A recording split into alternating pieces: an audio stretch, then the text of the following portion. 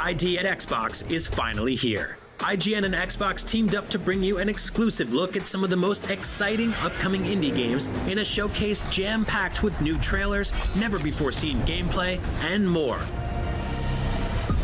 Followed by a special episode of IGN's weekly Xbox show, Podcasts Unlocked. What's happening, friends? Welcome to Podcast Unlocked. With deeper dives on some of the coolest games. And you won't have to miss a second of it because the 2024 ID at Xbox Showcase kicks off right this second.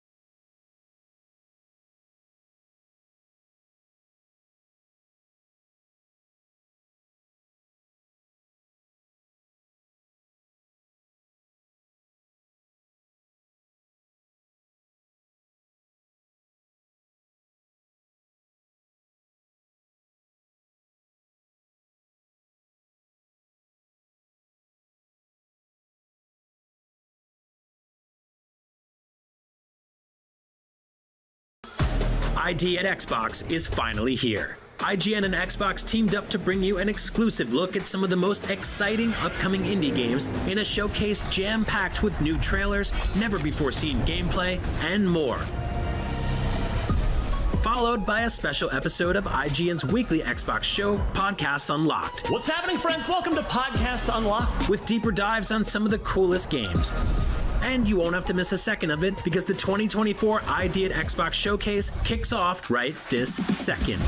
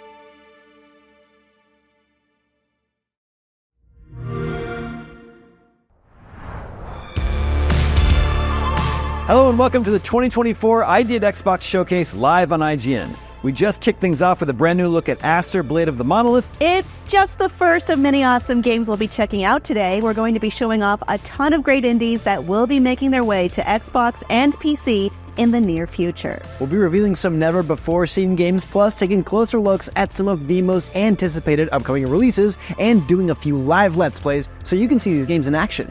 And when is all this happening exactly? Oh, that's the best part, Damon. It's happening right now! Here's 33 Immortals.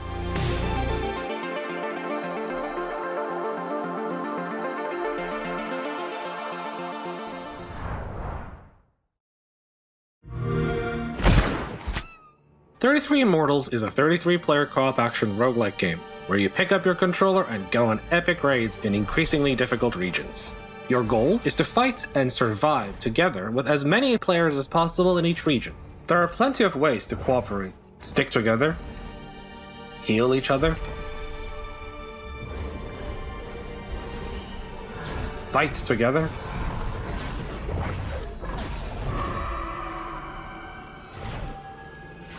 revive one another. Only together will you eventually unlock the Ascension battle. Then, with your allies, ascend to the region's final arena and challenge that region's massive boss. The first rule to success: bring with you as many players as possible. Lucifer is Inferno's big boss, and he is brutal. Cooperation, fighting together, is the key to defeating Lucifer. If there are 33 of you, that will give you the best chance at victory. But don't despair if there are fewer. Fortune favors the bold. Second, avoid his deadly attacks.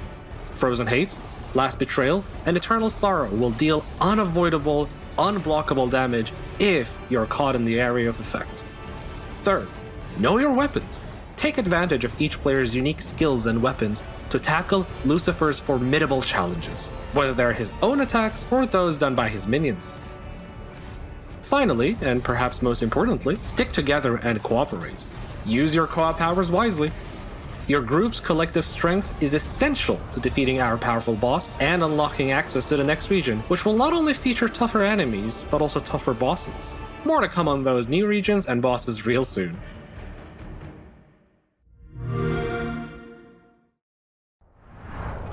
That was 33 Immortals, an action roguelite that lets you squad up with 32 friends. Finally, a co-op game for popular people like me that have exactly 32 friends. It's weird that you counted, but I'm happy for you, I guess. It sounds like I'm about to have 31 friends, Kim. Hey guys, come on, we're all pals here. And you know where else you'll find some pals? Pal World! Yes! Well, yeah, so much for the surprise. Anyway, here's what's next for Pal World.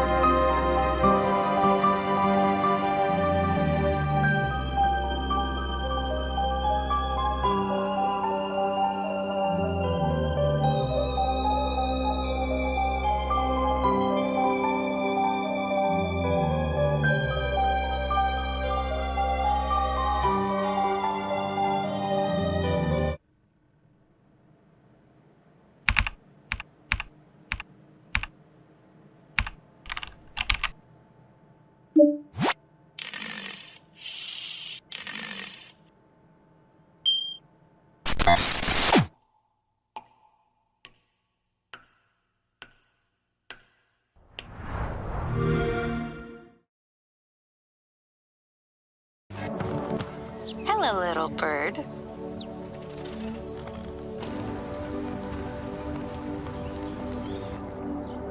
Goodbye, Velvet Cove. I'll soon be flying away, too.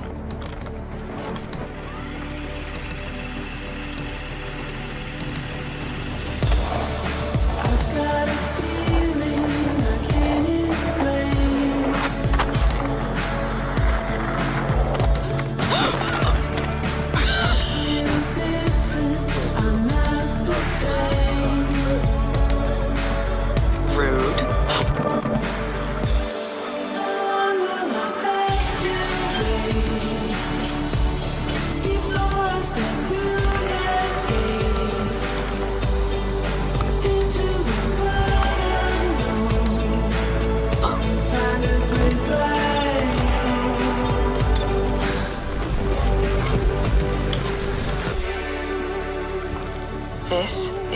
call away.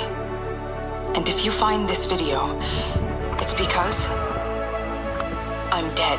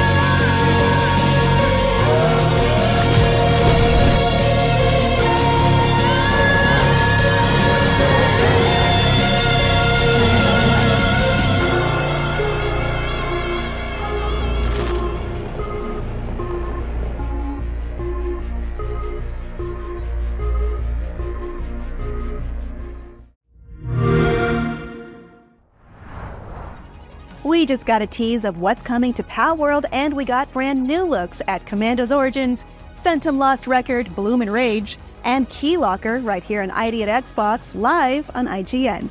We're only just getting started here, and we have a ton more indie game trailers and gameplay to check out.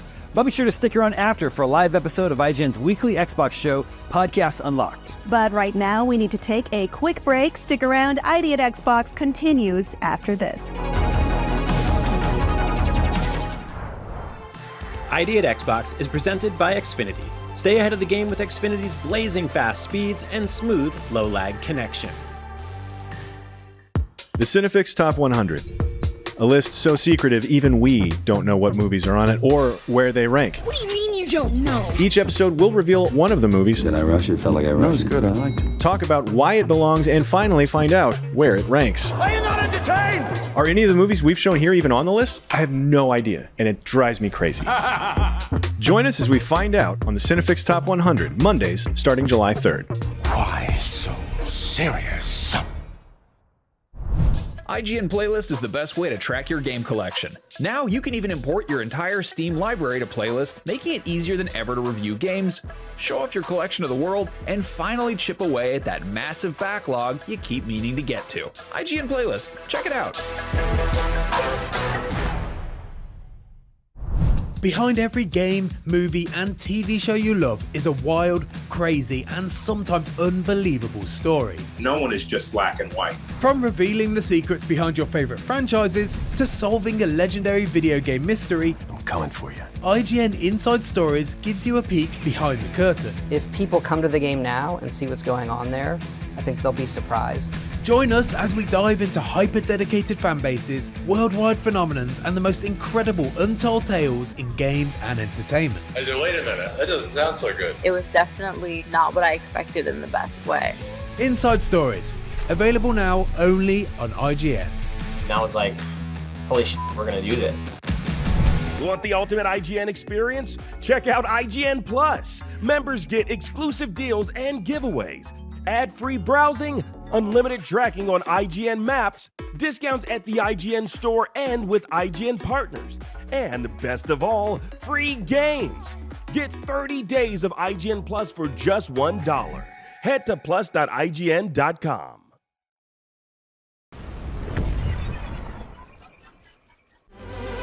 Hey, do you like arcade kart racers but wish there were more karts on the track? Like, I don't know, say 60 of them? Well, coming up, there's a game just for you. Do you like Jackbox party games but wish that they made one that was only for adults and no kids allowed? Well, coming up, there's a game just for you. Do you like dancing, but you're also a violent person? Well, coming up, there's a game just for you. And do you like exciting world premieres that you've never seen before until now? Well, coming up, yes, there's a game just for you. If you answered yes to any or all of those questions, coming up, there's a bunch of games just for you.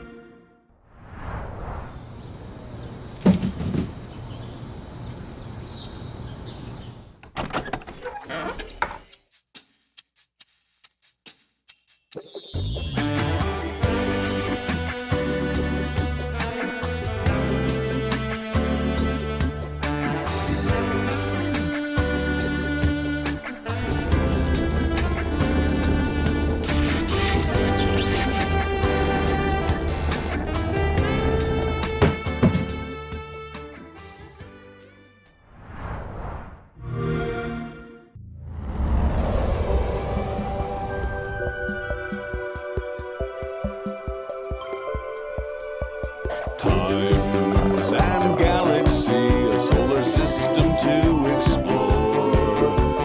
Times and galaxy, arts, politics, and more. From every planet to meteor, space is a lonely void.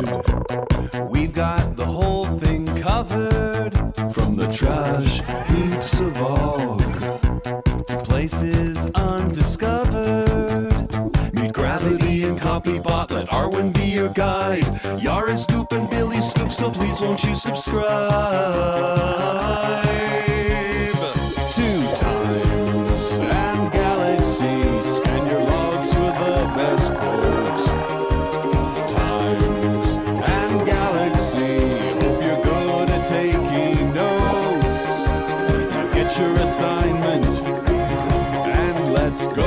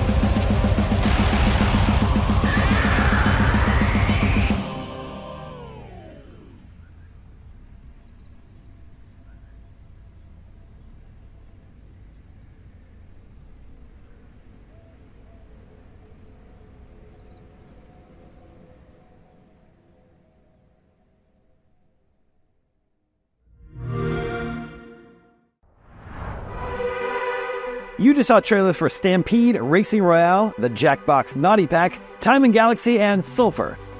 4 unique indie flavors that taste great together. Unless you try and play all 4 of those games at the same time, which is not the recommended way to enjoy them. Yeah, we're always looking out for you here at the 2024 ID at Xbox Showcase. It's the least we can do. And now, more indie games.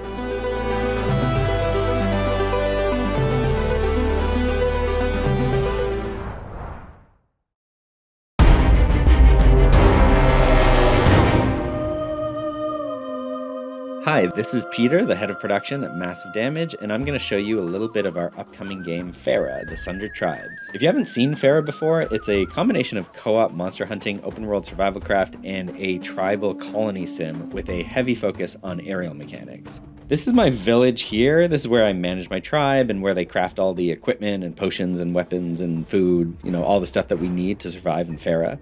We're out of harm's way here. We live on a magical floating island. It's surrounded by friendly sky whales, but when I go to the underland below, that's when things get a little bit more interesting. The world of Farah is designed to be kind of a jungle gym for our aerial mechanics. You can chain together moves of gliding and tethering to achieve really fast speeds, and it's a lot of fun to see your friends zipping around you, soaring in the air like your fighter jets. But right now we're on a mission to track down a Groktuks egg, which we've located here. This is going to involve us fighting a large Groktuk, so you can see a little bit of how combat works. Our combat design also retains that aerial focus, so in addition to physical attacks, our monsters also attack you with elemental bullet hell style barrages, which sort of test your mastery of Farah's aerial mechanics. In addition, you can also cling to the monsters and attack their different body parts, and even saw off craftable trophies mid-combat. But as I mentioned, today I am on a hunt for a Groktuks egg, so while my friends have him distracted, I'm gonna go find it. When the time is right, I'll be able to hatch the egg, and I'll gain a new addition to my beast menagerie, who I can then bring into the Underland to help me out in all sorts of ways. So that's a little snippet of what makes up our game. If you like what you see and you want to find out more, give us a wish list and follow us at playfarah.com.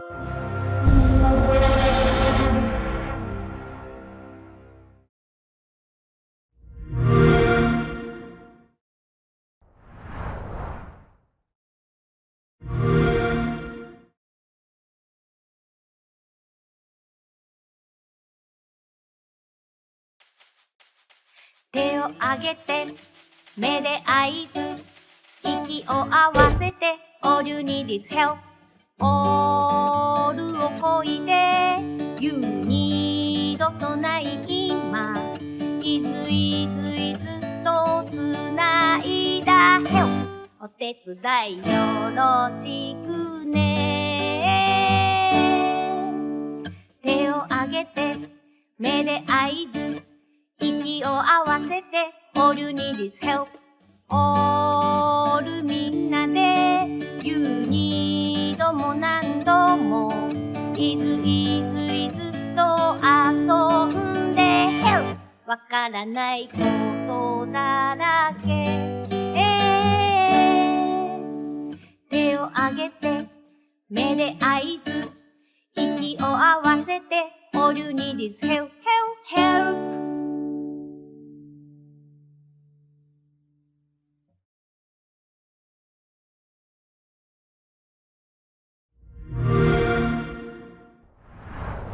We still have a ton more surprises up ahead right here on IGN Xbox and IGN.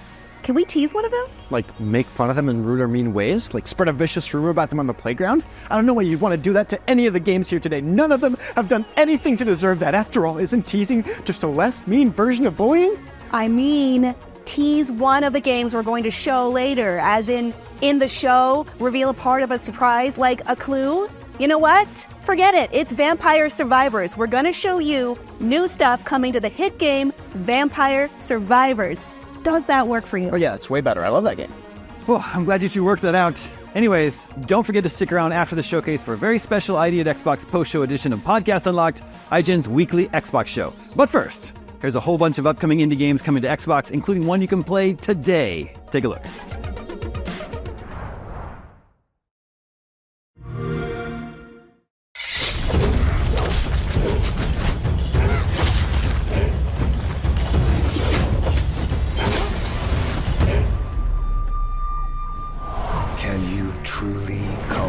Darkness.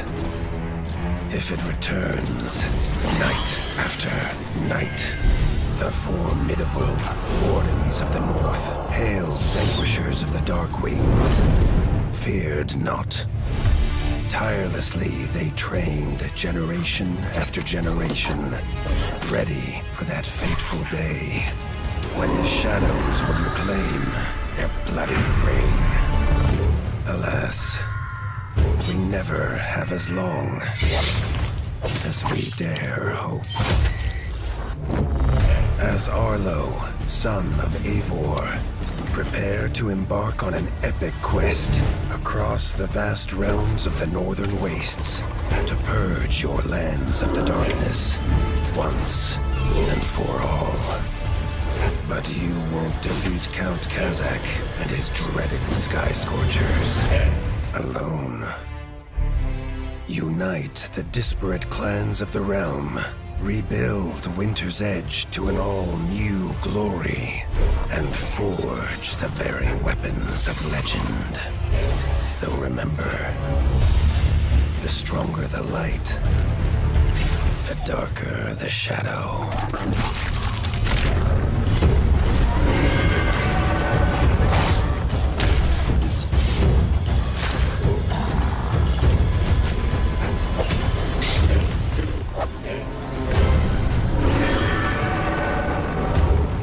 Of Iron 2, Whiskers of Winter. Wishlist now.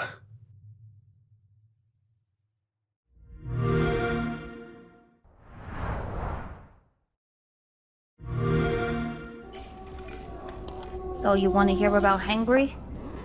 Sure. Well, he's a hunter, a loner, probably out there in the marshes right now trying to work off his debt to Chef Gutra. His appetite gets him in places you don't want to be. And those toes might be biting off more than they could chew. Hangry's gotta hunt vicious beasts on dangerous worlds, keep his cravens under control, and get the cargo back here to Gutra's Diner, a new spot in our shiny Zeta City. When you are in here, keep a sharp eye on the goons hanging around. They got ways of dealing with troublemakers. So, watch what you eat, if you know what I mean.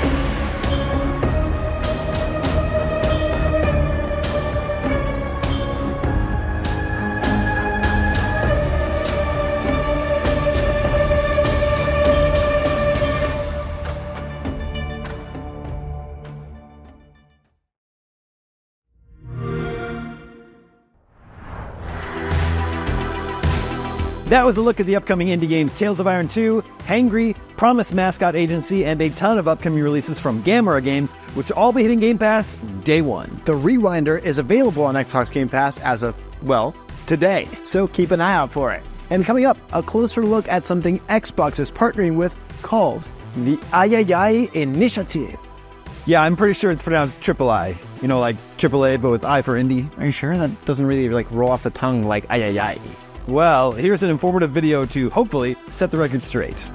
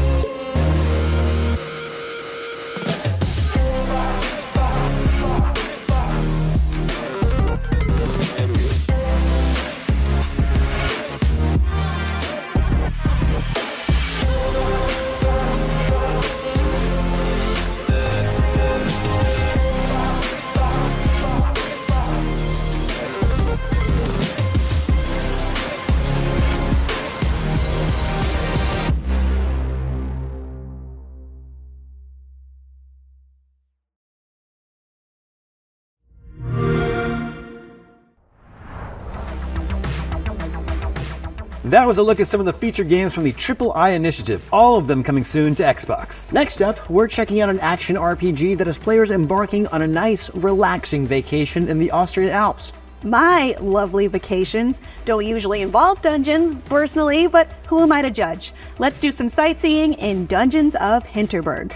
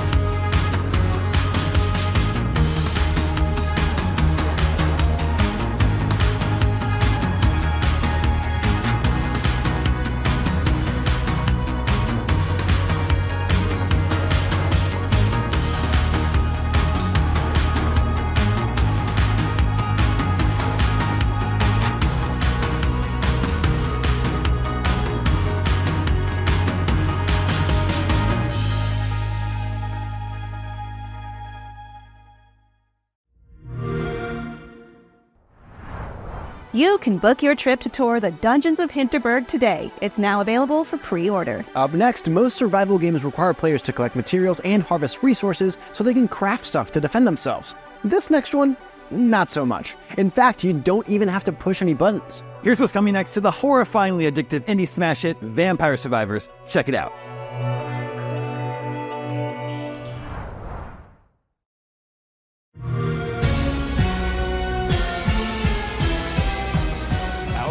Quadruple A update is our most ambitious yet. Hyper-realistic holiday-themed characters. Immersive door-opening action. World premiere train mechanics. genre-defining kart racing, fully rendered running animations. Laboratory update out now.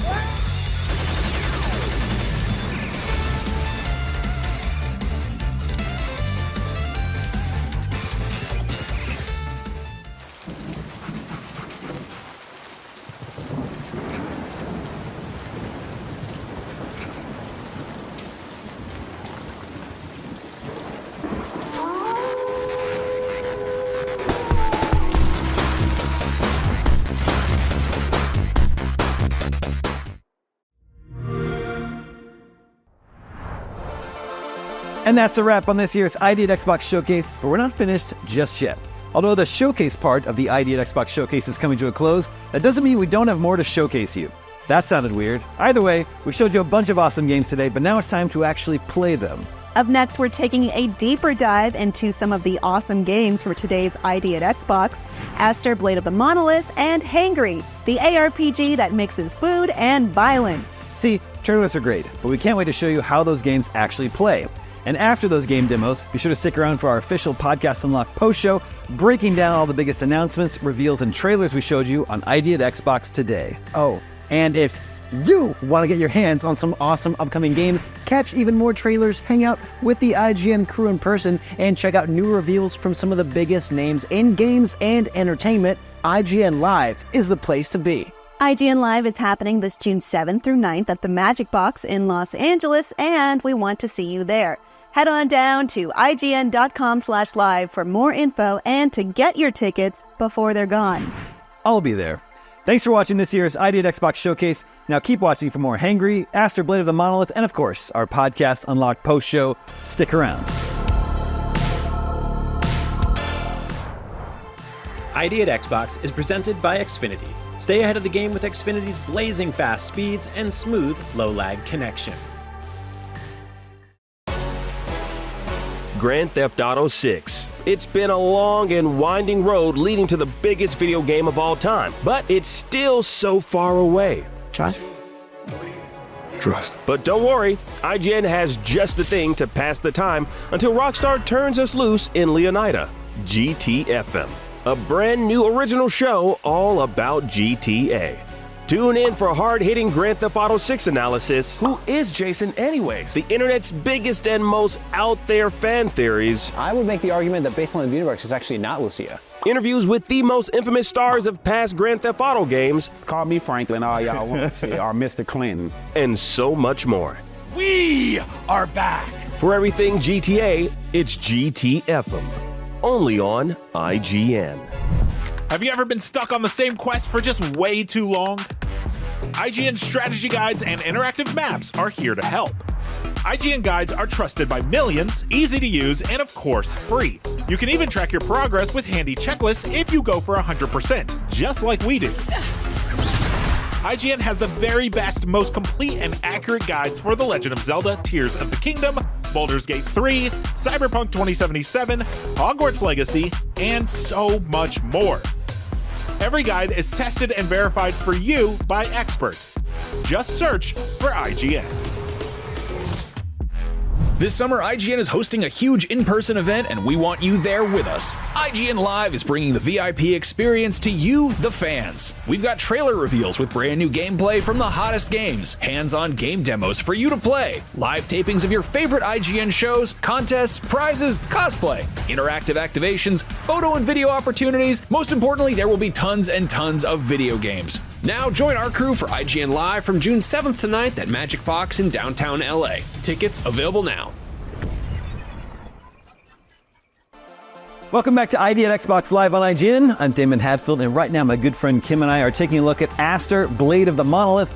So Kim, what's the deal with Aster, Blade of the Monolith? What kind of game is this? This is an action slasher. It reminds me a lot of The Legend of Zelda, in more than just aesthetics. So... We are Aster? Yes, this is Aster. This is what I want to... Oh, I have the blaster. Okay. I got the Aster blaster. You said hack and slash. You didn't say blast and slash. I mean, I prefer blasting, but it's pretty finite. So what's the deal? You're Aster, it's a hack and slash game. Do you know what this sort of conflict is, what the objective is? Yes, so this is a post-human society. And I'm kind of discovering how to get hit by a shovel. But also, the character is kind of discovering through ruins and different relics everything about human society and what led to their creation. So from what I understand, the characters are all made of like inorganic materials, like stone and wood, and the humans created them, but the humans are all gone now. So they're just trying to figure out what their deal is, like we all are, right? That's a very human story. And I do want to acknowledge that I'm asking you to talk and explain the game to me while you play it in combat, and which is... And I feel not confident. This is a big boy. Yeah, he's pretty big. Oh no, oh no, oh no. Okay, first I'm going to heal. It's just not fair. Then I'm going to run over here and get this person with projectiles, because I don't like that. Came out first. Whoa, whoa, whoa. Okay, I want those because they help me buy things, and it's all about capitalism. Yeah, take this guy out too, and then focus on the big guy. Whoa. Okay, here we go. Okay, okay, okay. No! Yeah, usually getting behind these shield guys works. Huh? Okay. All right, you come over here. Is there a lock-on system? No. That's, Can make things difficult. If there is, it's not in this demo. Shield. Oh, you got a parry system in there? Yeah. Okay. Every now and then I get it. I don't always get it, but when I do. Didn't get it then. He dead. I did it. I need some more health. I'm gonna go hit this crystal. The green crystals are for health? Yes. Okay. The red crystals are for currency that I can use to buy upgrades for myself. So I could improve my shield. What was that? I think you tripped on a rock or something. You could trip on a rock. That's new. Oh wait, I'm actually full on health. I didn't need to do that. But you know, sometimes you gotta hit things just to do it. Always break every box you come across. They have currency. Let's see how much like classic Zelda this is. Is there a jump button? Yeah. Oh, so it's a little different. Yeah, a little different then. That's useful. So you've got your sword. Is there a combo system? Yes, there is. Okay. I'm not that great at it. I think I've gotten maybe 15, 16 at the most. Okay. But from what I hear, you can do 30. Up to 30. I think up to is a good clarifier. The chamber, majestic as it was, did little to reveal the structure's true purpose. So the narrator will sort of explain everything that's happening as you go along. Yeah, she's kind of unwinding the story. Further investigation would be required. Further investigation will be happening. Combo-based melee combat parries. Is there a dodge? Yes, this is dodge. Got it. And jump. And blaster. Light attack. Heavy attack. Shield. And there you go. So I know you've spent some time with the game already. What's the sort of, how much time do you spend in combat versus exploration, or is there also puzzle solving? A little bit of a puzzle solving.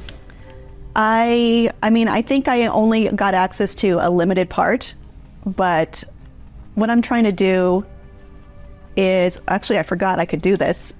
You can send out an orb to tell you which way to go. Very useful. Yeah. Mm-hmm. Okay, what do we have here? We got some health crystals, which I don't need. Telltale remains of perished biological organisms. Well, that's us. They're talking about us. Yeah, we're dinosaurs. Maybe you can turn us into fuel. Oh, well, circle of life. You know, like how humans created giant metal spiders? Yep, exactly. Okay, do you think you can go for a 15-hit combo here? Oh, I don't know. I think you should try. Okay, first I'm going to hit with some blasts. Combo going up. Here we go. Oh. Did I miss it? No, you're there. 2 more. You got it. Keep going. You know, the blasts really go a long way in comboing up. Oh, you're going to make 30. Am I? Is it happening? 29. Oh, he died before I did. 29 is pretty good, though. There. You're just too good. Yeah. They're just effective. It's my story of my life. No. Are there any health crystals nearby? No, the room behind me closed, so I can't go back and get it. Have to push forward. We're exploring the biology wing of the Temple of Soma. Yes. I'm not sure what Soma means in this context. In this demo, are there any boss fights? Yes, there's one at the end, which I actually really enjoyed because you could parry a lot with that boss, and it wasn't that hard for me, so I think it won't be that hard for anyone. All right, got some money, some rare currency. Got some fossilized giant scorpions. I mean, humanity went through a lot that I guess we haven't experienced yet.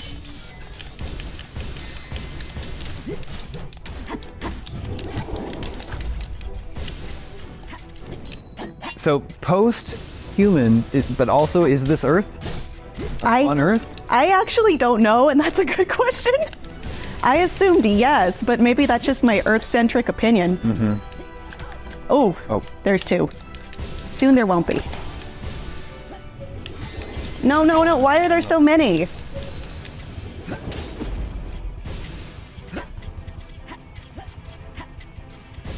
No, this way. So there's no auto lock, as you can tell.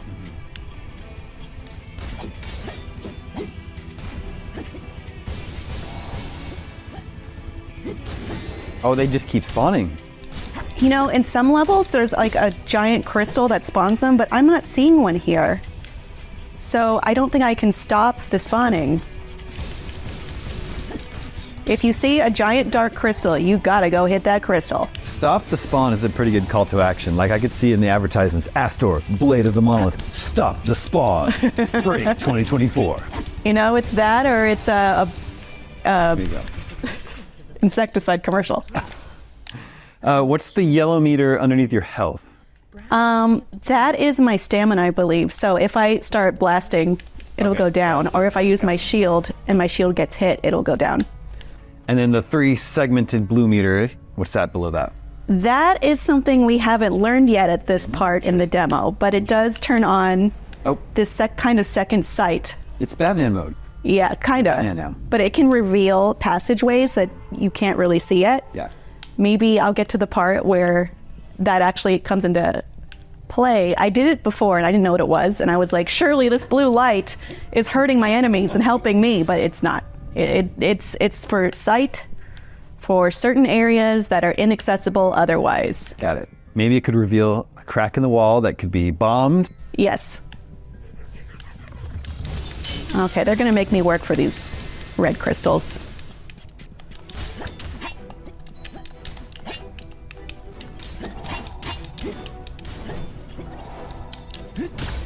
Okay. Oh, is that it? There you go. What are the other abilities mapped to your D-pad? One of them is healing, which is pretty important. Yep. The top one is healing. Got it. The right is the magic sight. Got it. The bottom is my little wayfinder orb. Oh, cool. And the one on the right is not usable at this point in time. Okay, let's follow my orb trail, which is very helpful as someone who always needs to consult a map. Should be a requirement in video games, really. Yeah. They fly now? They fly now. They fly now! They fly now! They fly now! Well, light attack it up here. I guess I can fly now too. Oh no. Oh. I lost my combo! Combo breaker! I want to see a 30-hit combo. Again? Well, that's true, that's true. We haven't seen it yet. But I know that you can do it.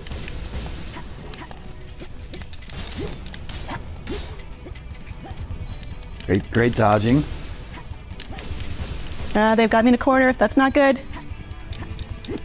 But you have the Blade of the Monolith. I think I lost my combo. Look, it's fun, but it's also challenging. What? Again?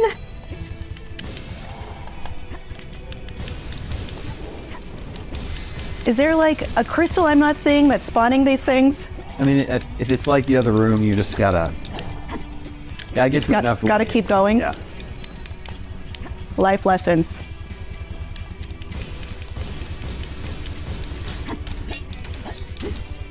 Let them get behind you. Don't let No, them I know. Ah! sandwich you in. No. You could heal. You might want to do that. Sure. I was too distracted, and I'm just as bad as I was before healing. They're still coming. Still? Okay, I think these might be the last two. You. I've had enough of you. He's one more. There you go. Okay. Oh no. This guy. I can kill him. He doesn't have a friend to help him. All right, I did it. Well, that about wraps it up for us. And for everything else, ID at Xbox, keep it locked here at IGN.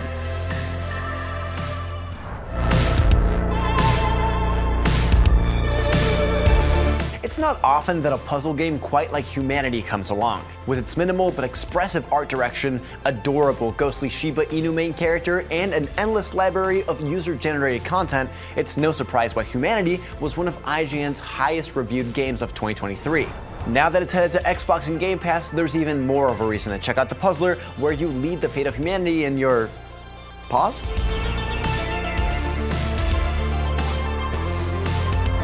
Humanity is a bizarre but relaxing puzzler that takes Follow the Leader to its next logical step, if that involves whatever this is. The game has you playing as a spirit like Shiba Inu who has to rebuild humanity after a rogue AI destroyed it. This is done by leading an endless stream of people towards the map's objective. You'll need to place directional and action tiles in order to solve humanity's increasingly complex but interesting puzzles. While the game may seem difficult at first glance, thanks to humanity's intuitive controls and endless supply of humans, this game quickly goes from seemingly overwhelming to a relaxing brain exercise that's hard to put down. The gameplay in Humanity is more than just moving an endless supply of people from point A to point B. Throughout the game, you'll gain access to new abilities such as jumping, climbing, and later on, boss battles. The game's pacing helps keep the puzzler fresh and fun thanks to its intuitive controls and relaxing but weird art style. But Humanity isn't a total walk in the park. Eventually, as you progress through the game's story, you'll run into the others. The others are, well, other people who speak a different language but have the same objective as your more colorful cast of humans. The game will let you deal with these foes with various weapons such as bats and guns, which make for some visually satisfying circumstances. But the others aren't the only foes you'll need to face in Humanity. Since the game's main antagonist is a rogue AI, you'll eventually need to deal with the machines. This enemy type takes a step back from the chaotic large-scale battles you would see with the others, in turn for a more stealth and platform-focused approach. All of which lead to eventual boss battles, which go from puzzle-based combat against your rogue AI foes to an all-out assault that's more bullet hell than a walk in the park. If a stage ever gets too difficult or you just can't quite figure out where to start, Humanity includes the option to watch a solution video on any map without any penalty to the player. This level of accessibility is definitely a welcome feature.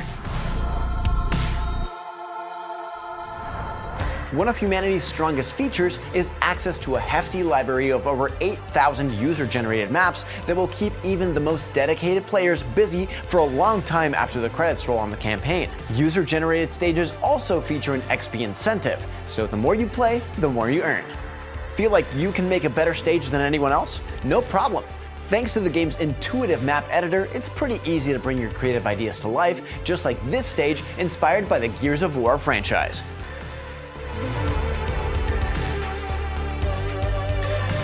Like I said earlier, Humanity is one of those rare puzzle games that not only delivers on being a challenging puzzler, but also stays fresh and interesting throughout its nearly endless runtime.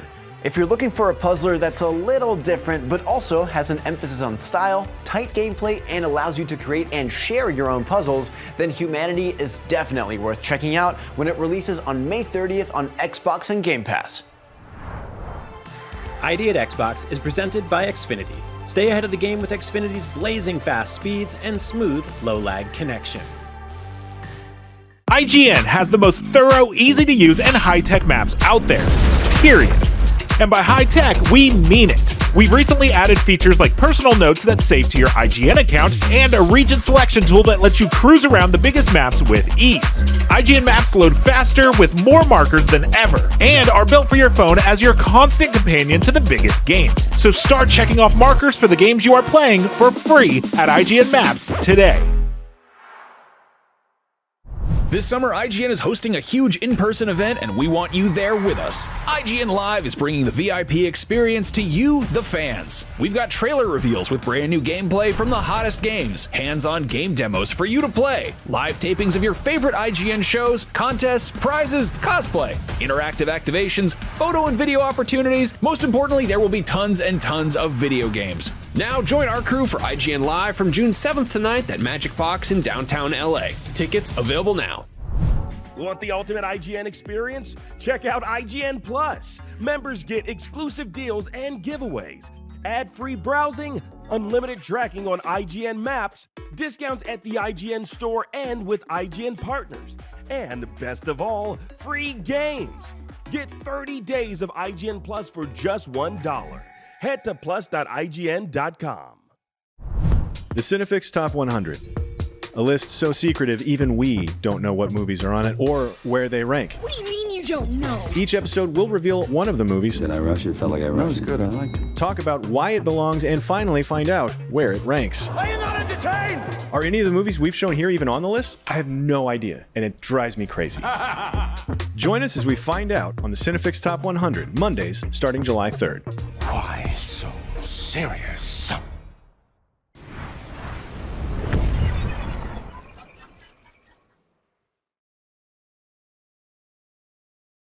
How's it going, everybody? Benjamin Watts here, and you're watching ID at Xbox right here on IGN. Now, independent games come in all shapes and forms, from bite-sized to super-sized. And right now, Alan and I are about to check out the snack and slash action RPG, Hangry. Let's get into it now, Alan.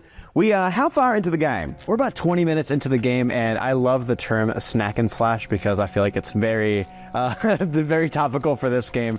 As if the name didn't give it away, you are hangry. You can bite enemies, you can fight them. Everyone that you sort of encounter is like kind of ingredient themed. Okay. So you'll see right here, we got this enemy that's popping up. You can sort of lock on. Oh. And there's moments of it that like kind of remind me of like Souls-like games. Because you will get sort of like these really weird-looking enemies that you're just like, where did this come from? But then you can bite them to take a bite, and then recover your hungry meter, which is really fun. And then you can do this. Eventually, if I can stagger him enough, I can take a bite and do a devastating eat. Oh, very nice. So who's the lead character in this? What's the name? His name is Hangry. Okay, so he is hangry in every sense of the word. And exactly.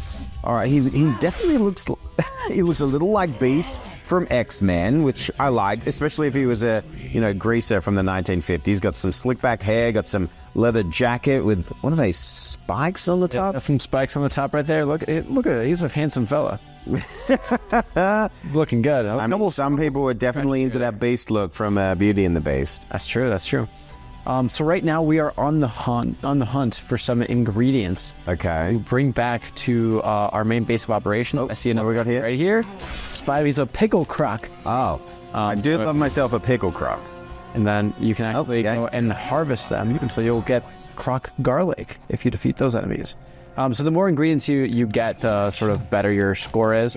And there's always opportunities to sort of like stagger enemies and then deal sort of like a finishing blow with your eat attack, which is this guy right here. There's a few different bars to keep track of. So right now we're learning about cleaving foes. This is an alternative version of biting. So let's go ahead and take a look. We're going to go into this fight right here. We got two enemies that are going to be coming from the ground right about now. And let's go ahead and cleave them. Oh, I missed. Yeah, how bad? They look appetizing. Oh, but they taste delicious though. Oh, really? Yeah. It's like really good. You're a big fan of the Crest Claw salad over here. All right. Ugh. Now, is there like the character, like are we upgrading skills? Are we upgrading stats? Yeah, exactly. So as you progress through your missions, you'll get different sort of objectives you can complete, and then also there's different assignments that you'll get to.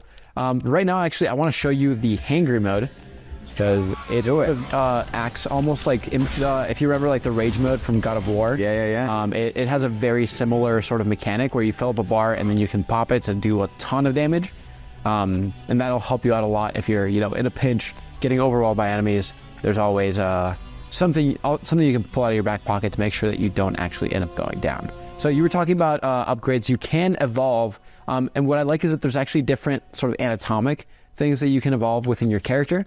So your heart gives you like stuff like your abilities cost less energy if your health is full, and all of these have like different options within the tree too. So the higher in the tier you go, the better the upgrade is. And you can also upgrade your weapons. Right now we only have the arm blade because we are so early in the game, just about 20 minutes in. But I'm hoping that eventually we'll get bigger and better weapons that will deal extra damage. Right now we are encountering... these guys are a little bit difficult because they do... A wider in bat? Yeah, so they...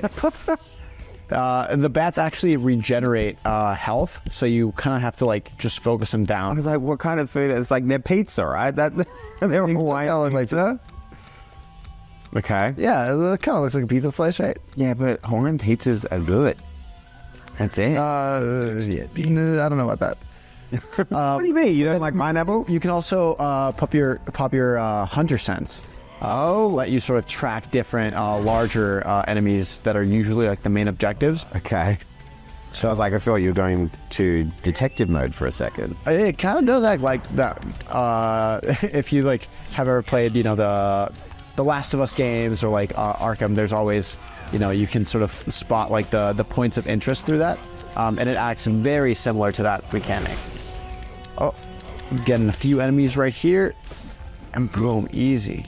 Pickle crocs, wine bats, we got the crest thing. Crest, the thing with the massive eye. So right now we are looking for the Goroza. Let me see if I can track anything. All right.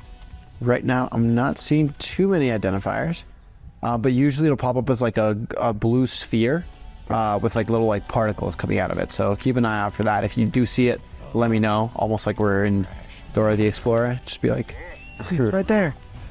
But yeah. And I can see as you're moving through the level, it's like, it's giving you a footprint of where you've been as well. Exactly. So that does help you if you're not sure if you already came from an area or not, you can sort of track your footsteps. They don't last for a super long time, so you do kind of want to keep an eye out on where you're going. Mm-hmm. But it is a nice thing because you'll be able to tell like, oh, I kind of came from this direction, already checked that out.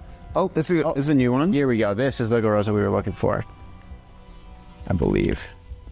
Oh, this is a Tart Bear. Tart Bear. Never mind. I was wrong. Okay. On me. So this one actually has like increased defenses, so you kind of have to stagger it first in order to start dealing damage. I love just the design of these creatures. Like, I'm trying to figure out, am I looking at some blueberries? It's like a pie.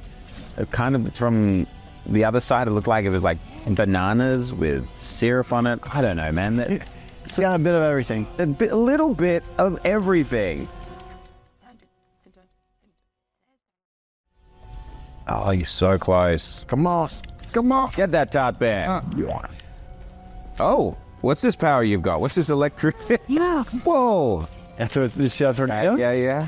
Pretty cool, right? Yeah, you got some good powers. I like the chomp effect. You actually see those teeth marks bite in. All right, this guy's taking no damage, I'm going to run away. Yeah, obviously, Alan, it's always fun watching you play any game, but let's give this a shot. I want to do an IGN first.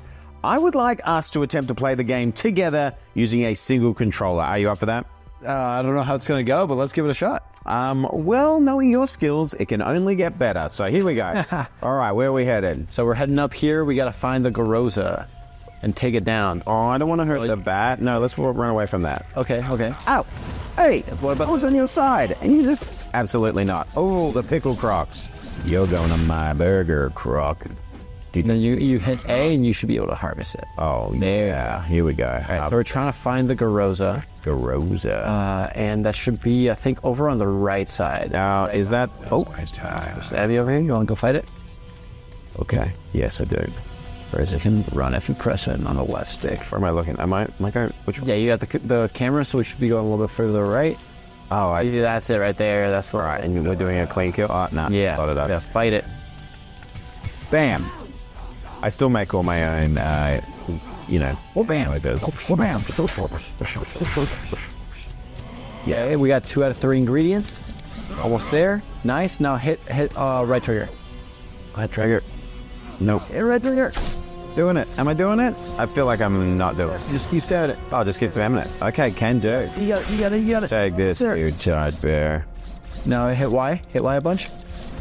Bam. See how that throws at the bar below? There you go. We're almost there. Now, kills complete. That's what I'm talking about, dude. Okay. So now, actually, I'm way better than I thought. We take a reward, and then we head over to the diner to deliver it to our boss. Oh no, it's a roll button. If you go right here, how's A? That'll call our nice little truck. You can look up to see it fly in. Fly in? Yeah. Where are we looking? We got a flying truck. See where the arrow's pointing? Check it out. There's our ride. Hey, it's coming in. Is this a food truck? This is our little delivery truck. Yeah. Delivery truck. And check it out. It's got. Ooh. Oh, even the little ramp comes out. Do it. I'm ready. And we're roll. Go. Well, there we have it. If you're craving more, you can check out Hangry when it releases on Xbox soon. And for everything else ID at Xbox, keep it locked here at IGN. ID at Xbox is presented by Xfinity. Stay ahead of the game with Xfinity's blazing fast speeds and smooth, low-lag connection. This is Steve Downs, the voice of Master Chief, Sierra 117, and you're listening to Podcast Unlocked, the world's #1 Xbox podcast. Now, finish this fight. Master Chief, out. You've just watched IGN's ID at Xbox showcase made in partnership with Microsoft. Welcome to Podcast Unlocked, live episode here right after that showcase you just watched. I'm Ryan McCaffrey, joined this week by Stella Chung. Hi, Stella. Hey. And Taylor Lyles joining us as well. Hello, Taylor. Hi, thank you for having me on the show again, Ryan. Well, absolutely. Let's dive right into it because that was 40-ish minutes of many, many games. As I was watching that, I was going, wait, how many games are in this? This just keeps going in a good kind of way. So I really thought there were a lot of what I'll call just rising stars here. Just games that we need to really start to keep our eye on and pay attention to. Let's start with our favorites, and then we'll go through from there because we've got plenty of time to dive in to everything here. This entire episode is dedicated to that entire ID at Xbox showcase that you just watched on IGN. So, Taylor, I'll start with you. What, give me the first thing. It's a word association test. IGN, ID at Xbox Showcase, go. Lost Records, Bloom and Rage. Nice. That's mine too. That's a good pick. Stella, do you want to third that one? Or should we? Yeah, see no, yours? honestly. Okay, good. Yeah, I thought that looked super cool. I mean, just immediately the camcorder footage, right? Like, I don't know, there's something about it that kind of just draws me to it. Maybe because, like, you know, we grew up using camcorders and everything, and it looked really interesting too. Also, it's from Don't Notch, so I mean, you know, what can't they do? No, you're right. I mean, and for me, as the resident old on this panel, I grew up I was a teenager in 1995, which is when this game is set. It's, you know, the timestamp, the watermark on the camcorder footage is June 1st, 1995, set in the town of Velvet Cove. And as you mentioned, Stella, it's Don't Nod. It's the folks that brought us Life is Strange and a lot of other really good narrative adventures. And so, you know, for me, it's 90s plus narrative adventure. Ryan McCaffrey is in. Like, you can just sign me up for this game right off the bat. It's saying it's out later this year, specifically just late 2024 for Xbox Series and Windows. So this looks like it might be an exclusive on the Xbox console side. But let's talk a little bit more about this one. Like, as we're watching the trailer again here on the playback, like, Taylor, what do you think what immediately sets this apart for you from Life is Strange and the other cool stuff that we've seen from this studio? I think that it is going back in the 90s. Also, funny enough, 1995 was the year I was born. So you're really trying to make me feel old. And it's working. When you were saying it, I was trying so hard not to laugh. I was like, yeah, 1995. I was born. I was like, yeah, April 1995. That is the month and year I was born.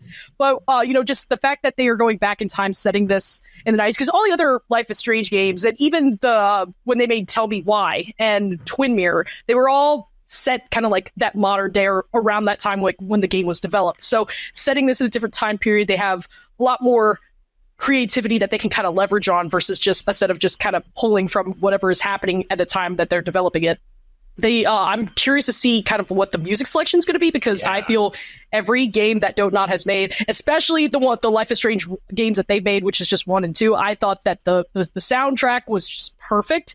So I really hope that they pick some real bangers from just that year, or just that like decade starting with 1990 to 95, or like it looks like summer 95. It looks like these kids are about to go to high school. Yeah, so June. It's their It's last June summer. 1st, so yeah. Yeah. So, but that's really what excites me, is just seeing what they do when they kind of go back in time versus just kind of pulling and doing things like that. And you know what's interesting about even like the Life is Strange games and just any of their narrative-driven games is that they have themes that kind of focus and tie to that specific year that game is set in. So I don't know what they're going to pick for Lost Records, but I can't wait to kind of just dissect it when it comes out. So, Stella, are you going to now tell me that you weren't even born in 1995? Is that the next step of this? I was 2 years old, so... Okay, good. I'm glad you were with us in 1995. Yeah, so I was 2 years old. I am so curious about a lot of different aspects of this game, because I know that the Life is Strange games, the ones that have come out after, they've all kind of linked to the same universe. And it's really interesting because these kids have superpowers. There are some weird little like supernatural forces at work. So I'm really interested to see if this is going to tie into the whole Life is Strange universe, because that could be really cool. And I think that they have something really interesting going if they do.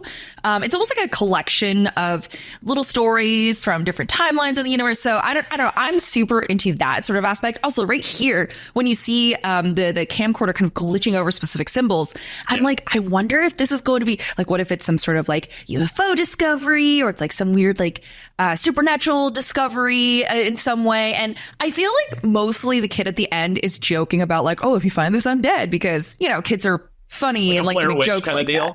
Yeah, but I'm like, okay, we all know that there's going to be something sinister and also heartbreaking, right? Because that's what Don't Nod's great at. So I'm trying to figure out what exactly it is, because it looks really great. And I mean, it looks picturesque so far. So what's the twist? What is it? I don't know. So I'm really excited to see this play out. And I wonder how they're going to do it, if they're going to do like episodic releases like they did before too. It didn't seem to indicate that from that end slate screen there. It just seems like it's going to be a whole complete package of content that ships at once. But yeah, you're totally right about this. A, is it going to tie in? B, the supernatural side. Like I had to just double check my memory because as we've learned on this episode, I'm old. But I had to double check my memory, and thankfully it held up. I was like, I think Blair Witch came out after 95, if in terms of maybe that end shot of her saying, that, she might die. Like, it could be like, is it even referencing that? Like, no, it's not, because Blair Witch was 99. So that was not a thing when in June of 1995. But Taylor, I want to circle back to something you said, too. I thought you brought up a great point about Don't Nod's track record with soundtracks. And B, the fact that this is set in the 90s, is it going to have licensed tracks? I have to imagine, my gut would say no, because this isn't like with no disrespect to Don't Nod, this isn't like a big AAA thing that's going to be licensing like, the Gin Blossoms or Blink 182 or something, right? Like, do you feel like it's probably going to just be 90s theme stuff without actually being recognizable songs from the 90s? I could see them doing that, but I also have this gut feeling that they might just try to find like some of that more obscure older stuff that was from the 90s that wasn't as big as like the Blink 182s and stuff like that. Because even when you look at the soundtracks for the other games that Don't Nod worked on, even with like the first two Life is Strange games, the Life is Strange 1 and 2, because Before the Storm came out before 2. But point still stands. Like, you look at those soundtracks and you don't really see any, I know who that artist is. Or if you do, it's like still a niche artist. It's not like something that a general consensus would know. So I think they're going to do a really good job with finding some of those more obscure artists to kind of supplement the track. But it wouldn't surprise me if they could find some artists that have very 90s passing tunes in their repertoire. So, but I could see it being a mix of both, but I really hope they just kind of stick to the bit and do pick like some of that very niche indie 90s music from that specific time period. Maybe even some like one-hit wonders to kind of go along with what you're talking about, like stuff that where the artist would probably say yes because that was their one big song. They'd be like, sure, you want to give us some money to bring that song back into the public consciousness? Yeah, that sounds like a great plan. We're happy to sign on to that. We'll see, it's funny because, I remember seeing the initial announcement for this. I think it was at the Game Awards last year, and I remember when I went to rewatch the trailer after the show ended, I was like, this kind of gives me like Stranger Things vibes, and I kind of dig it. Yeah. It's go ahead, Stella, please. Oh, no, I was going to ask you a question, Ryan. What is it like to see this sort of resurgence of like 90s themed entertainment, right? Because I was a kid, so I remember very specific things of the 90s towards the end of it, but like what, because, we see Stranger Things, right? I mean, we see this resurgence of like retro vibes and music and so what is it like to see that kind of infiltrate the gaming space now too? I will be completely honest with you. It's awesome. It really is, because, we've gone through this, right?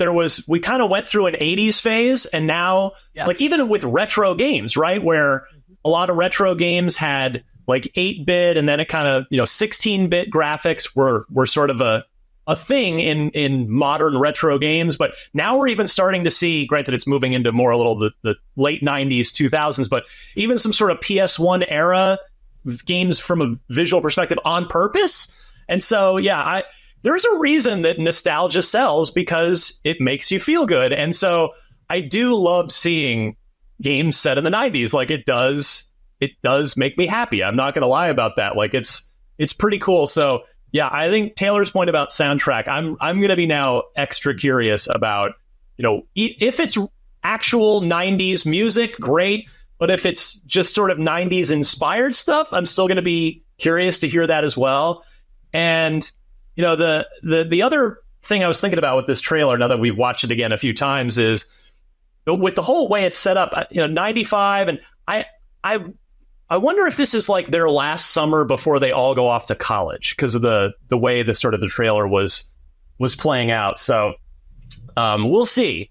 We'll see about this one. But I guess I shouldn't be surprised that this found its way to the top of all of our wish lists here. Look at the corduroy pants right there. That's very 90s. There won't be any cell phones in this game. I can promise you that, since it's set in 1995.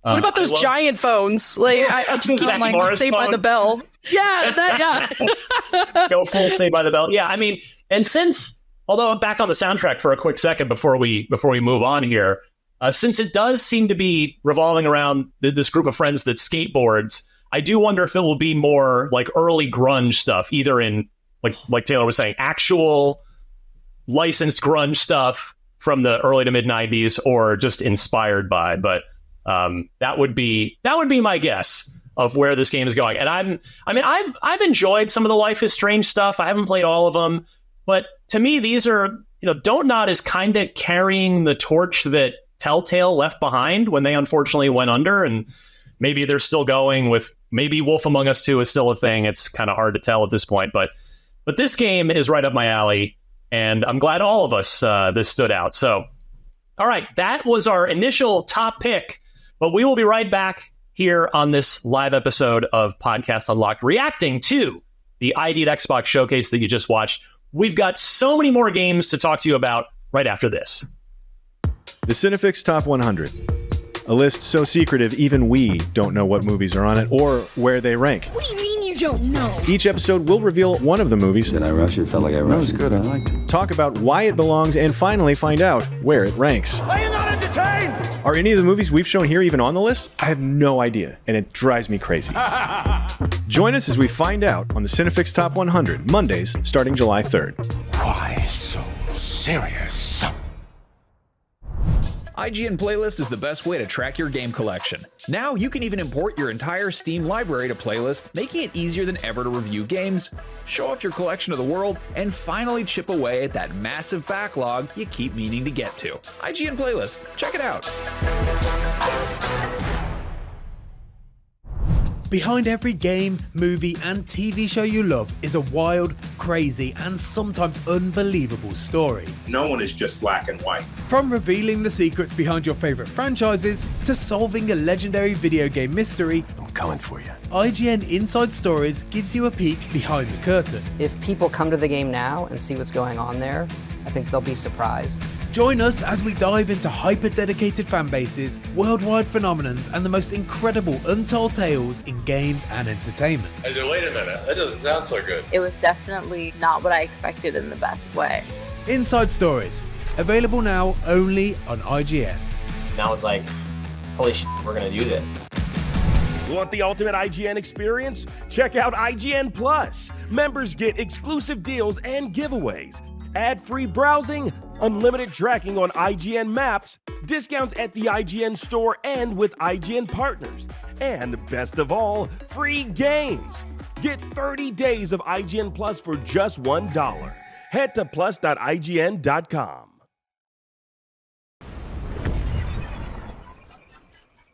Welcome back to Podcast Unlocked. You are watching our live episode recapping the ID at Xbox showcase presented by IGN that you just watched. We're so happy to partner with Microsoft there and the ID at Xbox team to bring you looks at a whole bunch of games. And we do mean a whole bunch. I should have counted. I did not actually count. I have pages and pages of notes, but there were a lot of video games, a lot of them looking super cool.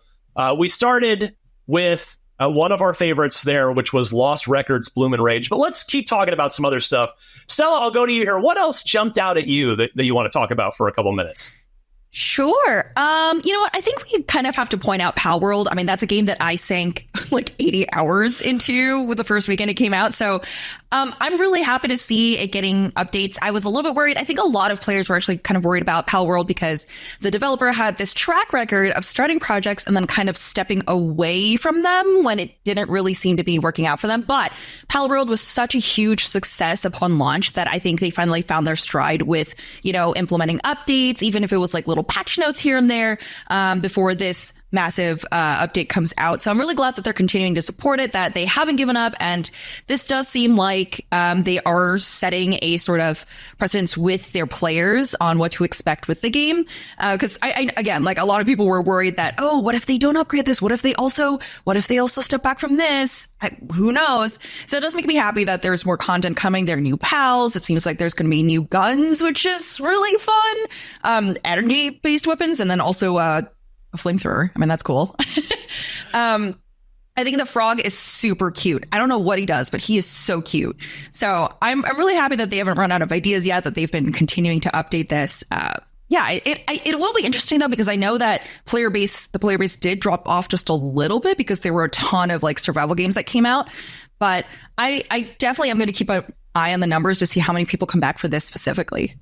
Yeah, I mean, well, to give them some credit, and it's a reminder to everybody watching. I mean, if you're not currently playing Pal World, this has been the biggest hit of the year for Xbox so far. This thing has been huge, console exclusive, really got the year off to a strong start for Xbox. But yeah, it's there's, in fairness to the development team, there's almost nowhere to go but down for their player count after where they launched off to at the start of the game, when the game launched. But yeah, this update, I have in my notes, the new pals are a nunchuck wielding frog, a turkey looking thing, a bunny samurai (parentheses I think), and a weird reptile thing with a mushroom on its head and tail that looks completely harmless. So those are, I presume that those are really perfect descriptions. I'm sure you can't possibly know. They're the worst descriptions I could have possibly come up with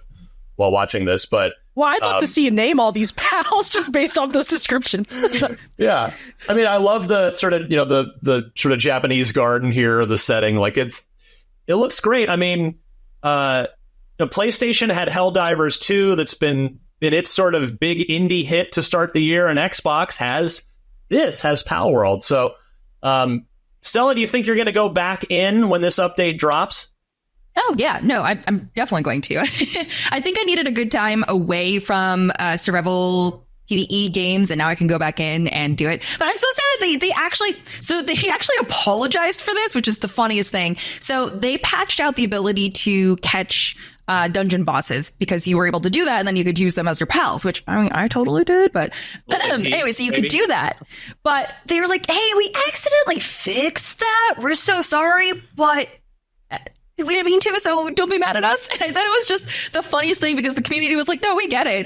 It's fine, but that's just funny that you were never planning on fixing it. So I think they have a really good relationship with their community, and I love all of the communication they've been doing. And each time they do an update, they have so many details on their patch notes and like blog posts. So I'm definitely going to jump back into this because I like supporting them. Taylor, what I know about you is that you play pretty much every video game, and I say that with the absolute highest of compliments. So have you dove into Pal World? And if so, how have you been enjoying it, and what did this update trailer do for you? So the when I first played it, I was at a friend's house, and he was just vibing with it. He was showing me his base, and then I was like, okay, let me give this a whirl. And I was kind of enamored. I was like, wow, okay, this is so much more than just Pokemon with guns, because I know that was what it's nicknamed for the longest time. So, but I haven't had a chance to actually start my own file. But seeing this trailer today, I really want to play it now, especially because I really like the little mushroom pal. And so I want to wait for that and just get one, because he just walks around like a little goofy goober. And I want to build my own base, because I remember I had wrote a story, I think it was like a few months ago, someone built like an entire city for their base in Pal World, and I was like, wait, you can do this type of thing? And so I really can't wait to see what kind of building and crafting and stuff like that I could do with it, because the last time I kind of felt invested in building like a base really detailed was actually Fallout 4. So, well, if you want to get ready for this update, you've got a little bit of time. It's April, and this update is out sometime in the summer there, according to the end of the trailer. So you've got a little time to get your own save file going and get your feet wet, get ready to go. Next, I want to jump. Let's see here. There's so much on this list. Well, I'll go. One of you, I think it might have been Taylor, one of you mentioned the Jackbox Naughty Pack before we started recording. So let's go to that. Which of you was that again that wanted to talk about that one that jumped out at you as one of your favorites? Taylor raising her hand. All right. A party game that's made just for adults. The live action trailer, which we're looking at again now, was very, very goofy. I thought it was very funny. So, Taylor, talk to us about the market need here for an adults only Jackbox Naughty Pack. So I have all the Jackbox Party Pack games. I want to disclose that because I played it all the time when I was in college with my friends. Every now and then I'll do a game night, and usually we're playing Jackbox. Sometimes we do PowerPoint parties, but it's mostly Jackbox. So when I saw that they were going to do a Naughty Pack, I was like, oh wow, this is so cool. It's kind of like when Apples to Apples was like the longest thing, and that was like a fun game. But then Cards Against Humanity came out. I was like, oh, that's just basically Apples to Apples Naughty Pack in a sense. So now that Jackbox is finally giving us an adult oriented party pack, I can't wait to see what they're going to do. I mean, the party pack games are always goofy and just as goofy as the trailers, if not more. So I don't know what type of raunchy content we're going to get or what kind of mini games they're going to throw in this, but I'm pretty excited. I'm excited to check it out. Stella, are you going to bust this out with friends? 100%. 100%. I think they finally realized, they're like, you know what? We wanted this to be inclusive to everyone, but then like they realized most of the people that play these games are adults who are just really messed up. So I'm really glad they're leaning fully into this because I cannot tell you the amount of times I've done like community game nights and Jackbox has come out, right? Listen, even if you try real hard to suppress all the naughty things, people will find a way around them, all right? They do. So I'm really glad they're leaning into this. I think it's going to be really fun. I really enjoy Jackbox because it's really open to like anyone to play. It's so great. There's so many different games and they're also really cheap too. Like you can always get bundles for their games and it's such a fun party game. I'm really excited. I did not think I was going to see another Jackbox party game coming out. I'm legit. It was never, for some reason, it never crossed my mind that they could put out another one. So really happy they are. I think this will be hilarious. I think it'll be great. I'm looking forward to breaking it out at dinner parties and adult friend nights. But Wednesdays. I do want to make it a request. If Microsoft is listening to this, watching this, can we get a return for Seen It, the movie trivia game that had the special buzzer controllers? That, no disrespect to Jackbox. It's earned its success, but watching this trailer did make me think about and miss Seen It. Back when I worked at Official Xbox Magazine, we always had a ton of fun with those games. I'll shout out to my friend Dan Amrich, who's a huge game show nerd. He loved those games. The fact there was an official like first party Xbox buzzer controller was just so good, and we need that back in our lives. So Microsoft. Could you imagine if somebody made a Seen It, but it was called Play It, and it was just video game trivia? Ooh. Yeah, let's do it. Hit me up, Phil. I got ideas. Let's do it. All right.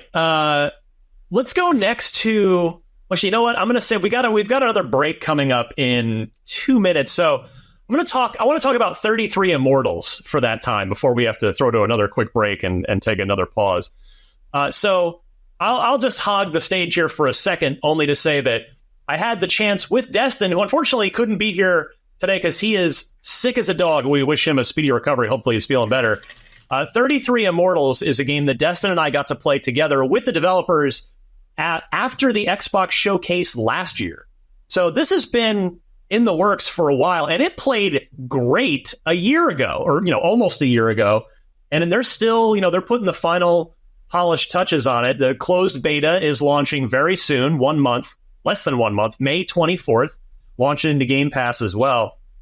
And it is just a really compelling co-op game. Like you might think, 33, that can't possibly work. That's just got to be a chaotic mess. No, it actually works in my experience, where there are cool mechanics, which you see a lot of in the trailer too. My monitor's over here, so if I'm pointing over there, that's why.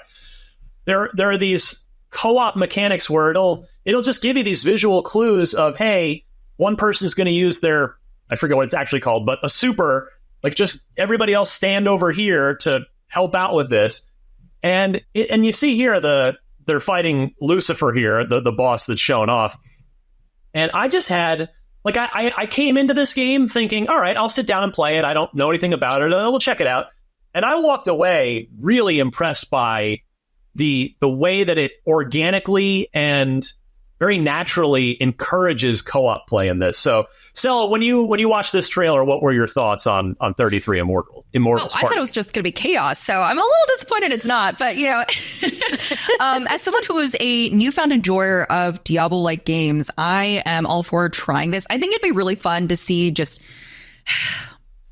how many people you can get into. Because, you know, listen, I don't know if I know 33 friends. It's like, how am I going to have like a whole lobby of friends, you know? So I'm very curious to see what the community is going to be like when this comes out. So I'm curious. I don't know if I'm going to be good at this game, but if you'll have me, I will try my best to play support, because I love playing support in these kinds of games.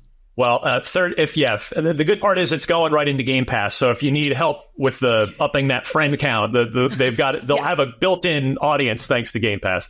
All right, we'll talk more 33 Immortals and so many other games here in just a second. We'll be right back with more on Podcast Unlocked here immediately following all of our reactions to the ID at Xbox Showcase presented by us, IGN.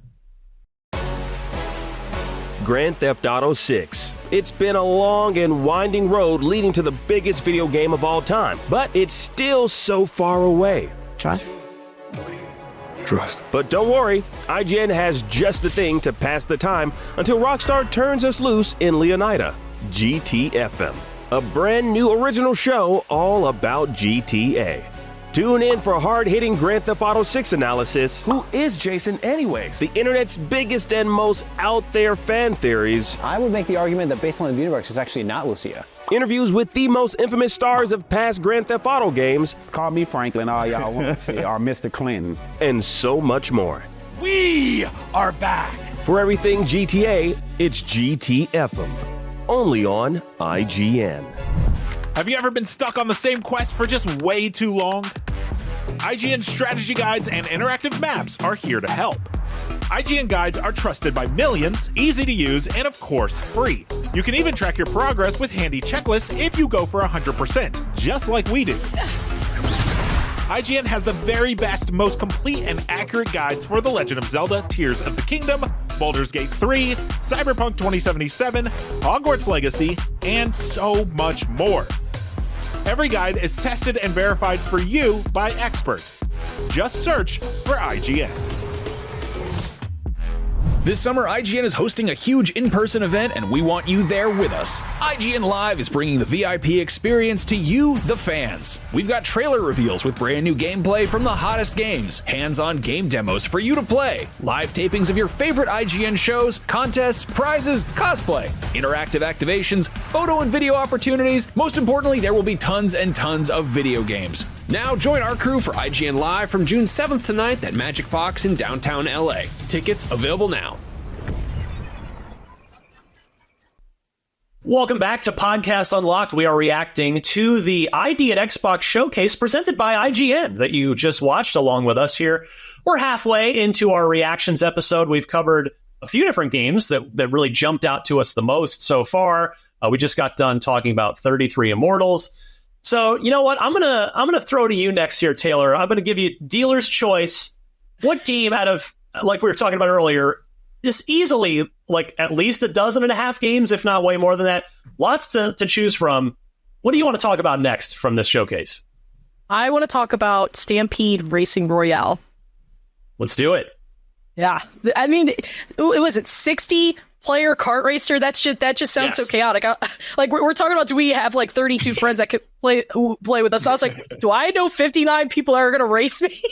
But I was looking at it and it was very colorful. I don't know.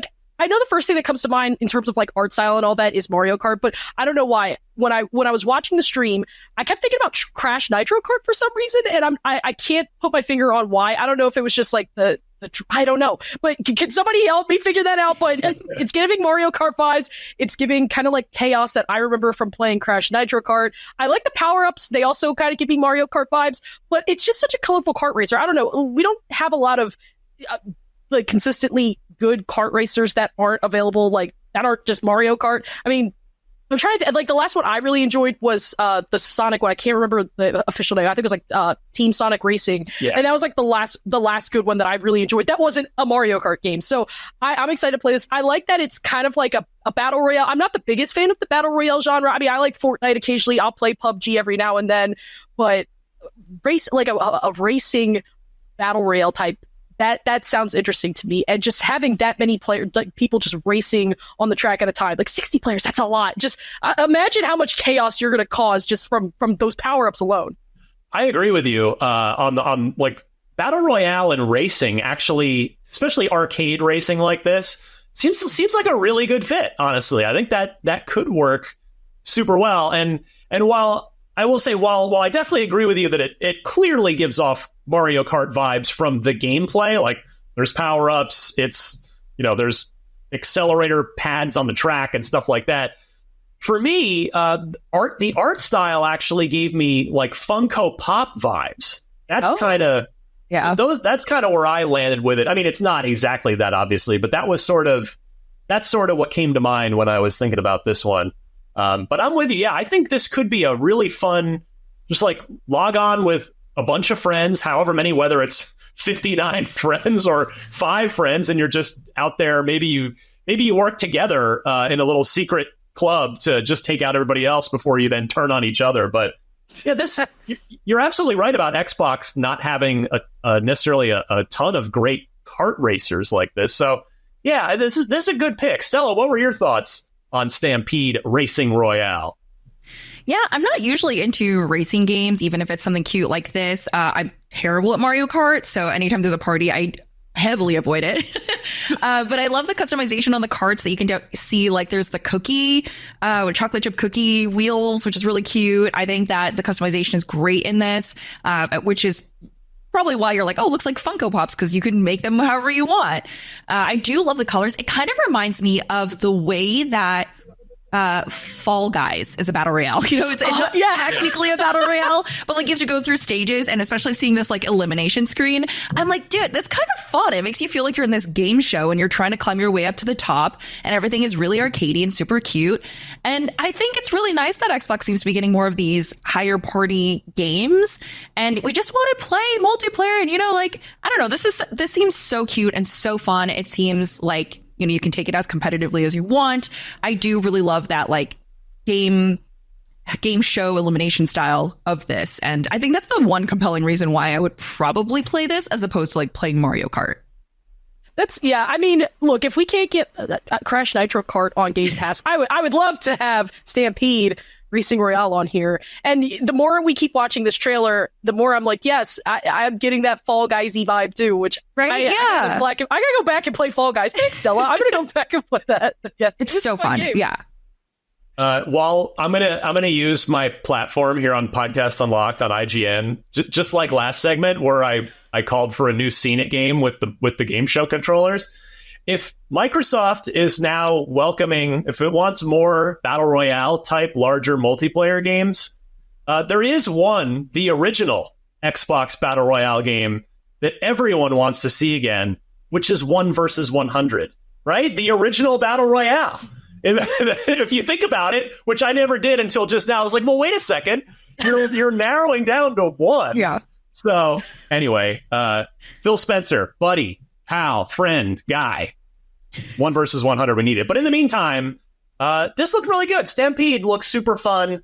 And just like, as somebody that's played a million racing and even just arcadey kart racing games throughout the course of my life, just seeing this insane number of karts on the track is pretty cool in and of itself, especially when they're all real players and not just AI. So I think the Stampede folks might have something here. They're definitely onto something a little bit unique. Let me go now to a game that Stella had called out in our pre-show meeting here when we were just all sitting there watching this, waiting to come on the air. And that's a game we've seen before, but it's definitely, I would argue, probably one of the higher profile games out of the list today. Stella, talk to us about what you thought of Dungeons of Hinterberg. Yeah, I'm really glad we got to see more of it because the last time I saw it was at Gamescom last year. And that's actually where I did the dev interview, which was really cool. And that was actually the first time that I've heard of this game, right? And I looked at it, immediately, the art style is what stood out to me. I thought it was gorgeous. So it's really interesting. I actually talked to them specifically about this. So the story beat is that we're following this law student who is just incredibly burned out. So you know what she does to try to get a sense of peace back? She decides to go and hunt and become a monster hunter in the dungeons. So I loved that idea so much because I was like, I mean, come on, we've all experienced burnout. We've all wished that we could do something else as a career every so often. But this is like the extreme end of that. And the fact that it's also like a puzzle thing for each of these dungeons and the art style is so cute. I am so excited for this. And I love being able to see actual gameplay for inside the dungeon, some of the puzzles that you might come across. This gelatinous cube is so weird though, because I play D&D. So for me, I'm like, oh, it's just going to kill you if you step on it, but it doesn't. So, yeah, I'm really excited. It's so cute. It is beautiful. When I talked to the developers last year, they were so excited for people to try things out. They were really, this is so weird to be happy about it, but they were like, yeah, we're so happy that you connected to the main character with Burnout. And I'm like, yeah, I mean, I wish we didn't, but you know, it's awesome. I think it does speak to people. I think we've all probably been curious about, well, you know, I wish I didn't have to work 9 to 5 to earn my food and stuff. What if I could just go hunt it, you know? So I think that feeds that feeling for me. And yeah, I'm really glad we're getting more of a look at what exactly gameplay looks like. Taylor, your thoughts on Dungeons of Hinterberg, which is dropping onto Game Pass, so no excuse. Everybody can go try it out on July 18th. So the first thing that really just came to mind was it looks like a comic book. I love the art style. I love how vibrant and colorful it is. You know, I really like, you know, I feel like we're getting a lot of like photorealistic games, which there's nothing wrong with that. I will play those games till I die. But every now and then it's good to have something that has, you know, an art style that feels kind of comic booky or does like a cell shaded graphic like Bomb Rush Cyberpunk. So it was really great to see kind of like more of just like all the different like seasons and different environments that you'll get to venture off into. I like that we saw more gameplay. I like the main character's design, and I like how it kind of just is like a stark contrast to like all these monsters that she's fighting, but also isn't. It's so weird how it looks the same, but also doesn't. But I think they got something good on their hands here, and I hope that everybody who has Game Pass, like me, will go out here and try it, because I think this looks like a really chill game, but also like very like, oh yeah, this is going to have me on the edge of my seat trying to kill this monster for the 30 billionth time. Well, it's funny you mentioned chill, because what we only get a little bit of in this trailer that when we had it up there a minute ago. But I also got to see this game right after Showcase last year, so last June, and we got to see a nice chunk of the town portion when you accept the missions, when you're just like wandering around the town and you go into the pub, the tavern. There we go. There's a little bit of it here with some dialogue options, and like the way that and the actual dungeon crawling part of the game, I thought they really complemented each other really well from the demo that I had gotten. And now again, seeing it almost a year later. And so this is another one that's just seemingly gotten a ton of polish, because it looked great last June. And now here we are in April, and it's still not out for another 2 months until July. And it's just looking great. So yeah, this just has a very unique vibe. You know, certainly the art style is a part of that. I think you're both spot on with the sort of comic book comparison with the, you know, kind of the pencil or pen, the ink outlines on everything, which is pretty cool. So yeah, there's a little bit more of the dungeon bits, or excuse me, of the town bits. But yeah, this looks great. And you know, we complain, and I use complain in air quotes because really there's never a shortage of video games to play, but we sometimes complain about the lack of cool new games in the summertime. One of the takeaways for me from this entire showcase, of which Dungeons of Hinterberg is a good example, is there's going to be a lot of fun stuff out this summer on Xbox. So there will be no shortage of cool stuff to play, even in the summertime, which is, you know, normally a time maybe the AAA like mega blockbuster games aren't necessarily going to be shipping in the month of July, when a lot of people are on vacation, on holiday, what have you. But yeah, I just thought this honestly, this might be maybe the last time we see Dungeons of Hinterberg. Maybe it'll make a quick appearance in the June Xbox showcase, since it'll be shipping like a month later at that point. But we've kind of, I think I've definitely seen enough to say I'm super excited to play this game in just a couple months' time. And yeah, it was definitely one of the standouts today at this ID at Xbox showcase, which we are still reacting to. There's still plenty more video games to talk about. So we're going to take one more break here, and we'll come back with more reactions, analysis, and just good old-fashioned video game chatter about the ID at Xbox showcase. Stay with us. We'll be right back. IGN has the most thorough, easy-to-use, and high-tech maps out there. Period. And by high-tech, we mean it. We've recently added features like personal notes that save to your IGN account and a region selection tool that lets you cruise around the biggest maps with ease. IGN maps load faster with more markers than ever and are built for your phone as your constant companion to the biggest games. So start checking off markers for the games you are playing for free at IGN Maps today.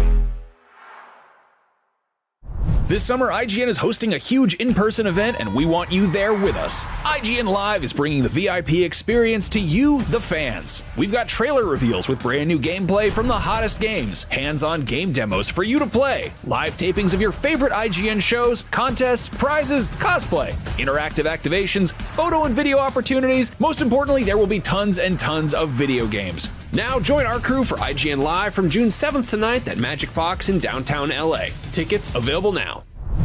Want the ultimate IGN experience? Check out IGN Plus. Members get exclusive deals and giveaways, ad-free browsing, unlimited tracking on IGN Maps, discounts at the IGN store and with IGN partners, and best of all, free games.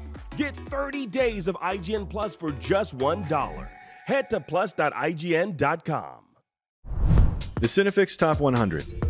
A list so secretive even we don't know what movies are on it or where they rank. What do you mean you don't know? Each episode will reveal one of the movies. Did I rush it? Felt like I rushed. That was good. I liked it. Talk about why it belongs and finally find out where it ranks. Are you not entertained? Are any of the movies we've shown here even on the list? I have no idea, and it drives me crazy. Join us as we find out on the Cinefix Top 100, Mondays, starting July 3rd. Why so serious?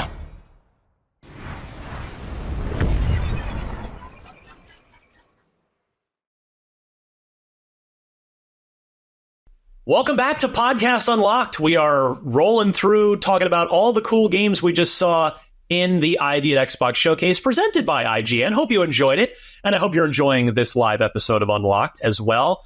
We're not going to have time to talk about anywhere close to all the games that were in the showcase. A, because there are just way too many of them, and B, because there are way too many cool ones that we want to talk about. So we're picking and choosing our favorites here, and I want to throw to Stella here, because Stella, I know you mentioned as we were watching, this update to Vampire Survivors jumped out at you. Please, tell us more. Yeah, it's so funny because last year, they updated the game so that you could play co-op with up to 4 people, which is, I don't recommend it. It is chaotic. It's so hard to actually coordinate because, listen, it's about survival, but like people are so bad at listening to each other. So I'm really excited. I am so glad that this game continues to get updates because it is such a good game. I seriously love playing this.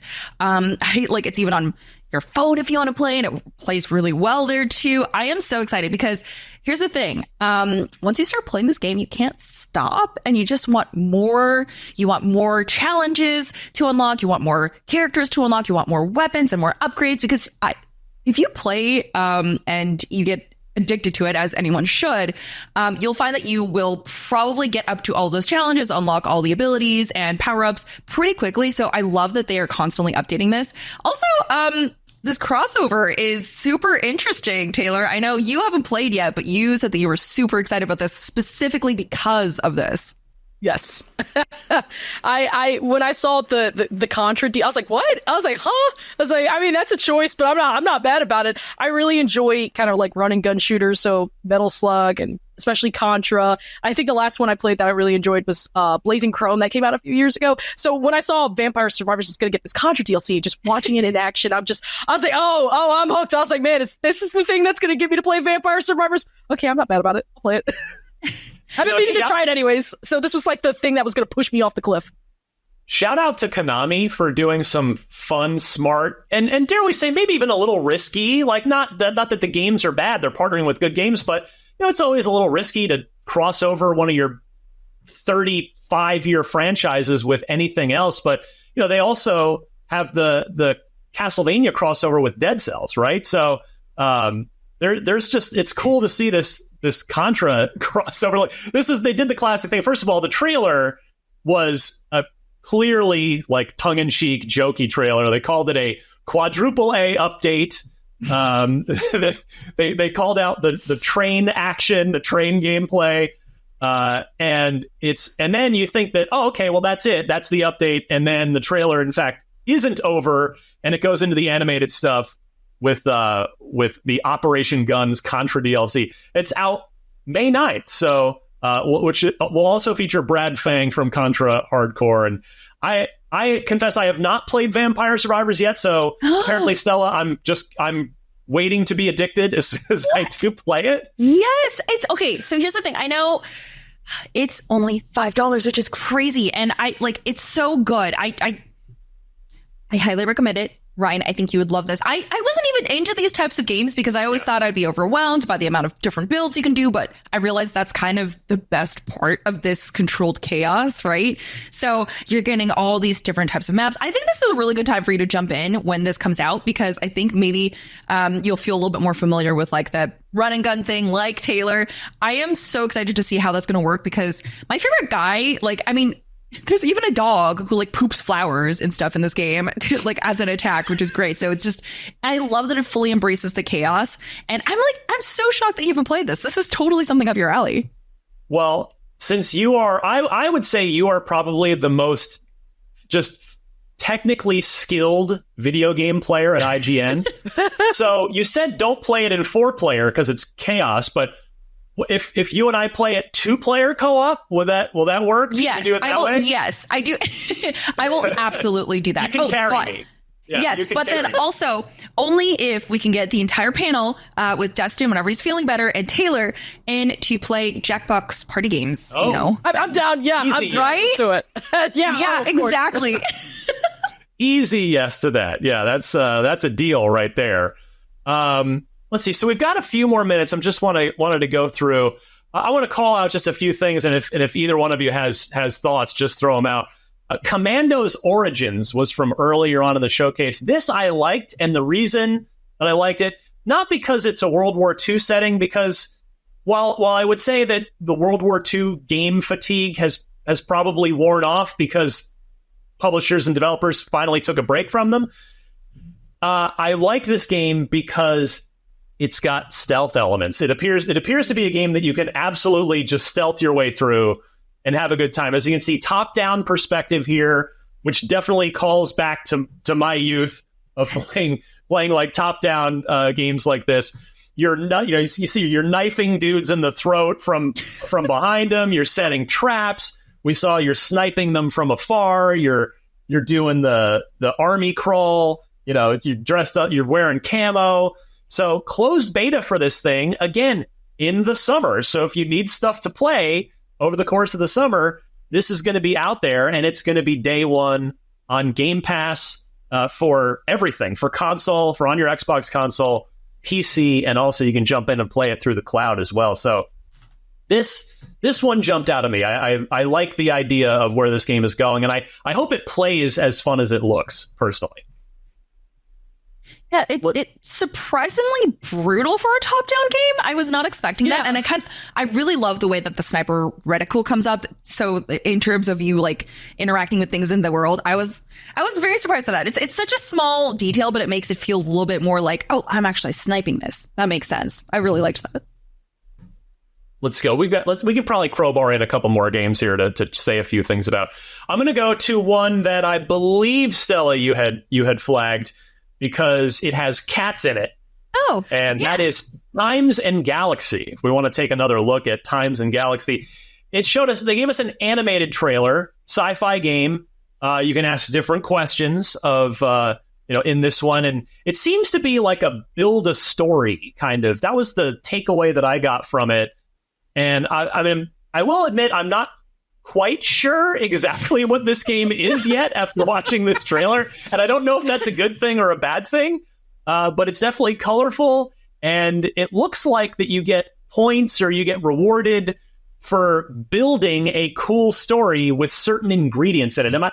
Stella, did you take any of that away from this? Am I completely off? Like, what did you gather from this very interesting, very unique trailer? I think you're on.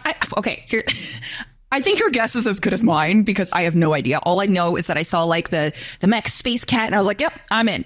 So I think it's interesting. So they mentioned journalists. I think maybe we're supposed to go and discover interesting things happening throughout the universe or throughout the galaxy. And maybe we're supposed to pull cool stories out of that. Oh my God. And there's romance. I just realized that's it. You could clean my bunk anytime. Ew. So I guess it is kind of like a choose your own adventure thing with very interesting creatures, space travel, which is always a plus in my book. It seems like it has a bit of everything so far, but that's just okay. Thank you, Tayo. Going back to the romance scene. I have no idea. I think it looks fun. It looks like it's almost giving me like Rick and Morty, Solar Opposites vibes with the way the humor seems to be written. So yeah, I don't know. I'm interested. June, we just saw it right there, June 2024. So just another thing to play in the summertime. Let's do one more game, and I'll throw to Taylor for initial reactions to this, because this one, I had some weird stuff in my notes on this too. Is first of all, the name of the game, it might win the achievement for this showcase of having the most compelling name. Like, just if we just put these names on a spreadsheet, like which one of these jumps out at you? And the game is All You Need Is Help. That's the name of the game. All you need is help. And I have in my notes, WTF am I watching? But by the looks of it, which we'll have the trailer up here again for you in a second, if this one's not jumping out at you from the showcase that we just watched. So it looks like you have to combine like a bunch of weird sort of Tetris-y shapes into whatever the level requires, and it's a 4-player game, super colorful. They're like anthropomorphic, like that one on the bottom looks very freaked out. But this looks like it was perhaps made with some herbal influences. Well, and I mean that. Oh, absolutely. But this just seems super interesting. Taylor, your thoughts on All You Need Is Help? Yeah, when it came on stream, I was like, what in the Yoshi's Woolly World is this? And I was like, all these Tetris blocks just waltzing around, got these goofy goober looking faces. You're just solving like puzzles. You can put little hats and glasses on, and that's cute. But I was so confused, but I don't hate this. I don't know. I will play a weird game. I've played some very weird things. But this, I think this might top it as like, oh, this might be the weirdest thing I'll ever play. And this is, I can think of maybe 5 other things that come to mind. I don't know why Mari Damasi is like the first thing that is. That's a good call. Yeah, but I was like, yeah, but this is just weird. I just like it's just and then the ball was a rubber band ball. It's got this goofy face. It's just making and the so pink Tetris thing just had a little look of distress for like 2 seconds. And he got a little mustache on his face. Now what is going on? The soccer balls. Why are there soccer balls? Why are there so many? Stella, I'll give you the last word here on All You Need Is Help. Oh my God, I love this. Also, so there's that machine there, like the piece can blow the other pieces away. So I'm assuming there's something that lets you suck the other pieces to you so you can fill out the puzzle. It's like, I definitely think some herbs were involved, and I'm pretty sure this is best enjoyed with said herbs.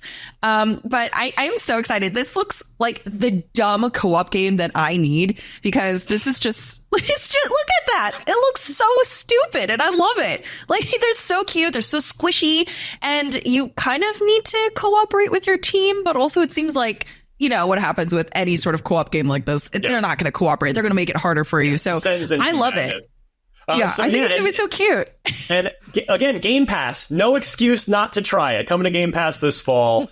Well, there you go. That was, I don't know how many games we just highlighted there out of the dozens, the literal dozens that were in that showcase.